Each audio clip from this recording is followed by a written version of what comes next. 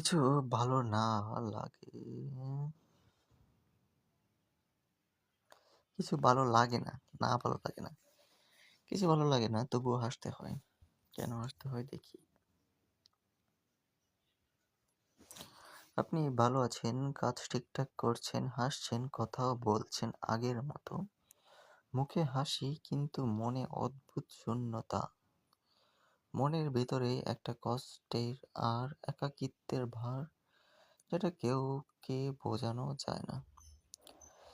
প্রতিদিনের হাসি খুশি আর ভালো থাকার অভিনয় করতে করতে মনটা অনেক ক্লান্ত হয়ে পড়ে।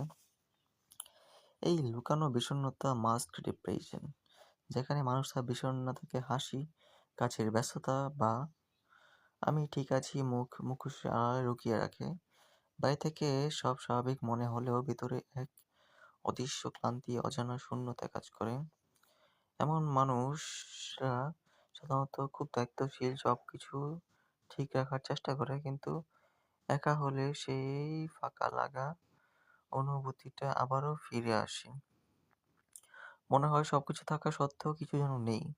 ক্লান্তি লাগে, কিন্তু কারণটা বোঝানো যায় না।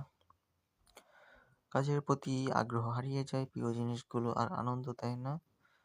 অনেকেই এই অবস্থাকে ভুল বুঝে, ভাবে মন খারাপের একটি সময়। এমন সময় সাধারণত মানুষের কাছে চাইতে অনেকে তাও পারে না।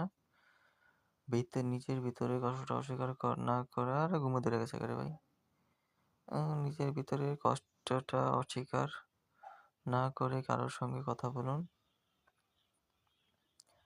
উম দৈনন্দিন কাজ পরিবর্তন হবে। যদি মনে হয় সব ঠিক আছে তবুও কোথাও কিছু করেন, তবে নিজের দিকে একটু খেয়াল করুন। ভালো থাকা মানে শুধু হাসিখুশি থাকা নয়, নিজের ভিতরটাকে শান্তিটাকে ফিরিয়ে আনা।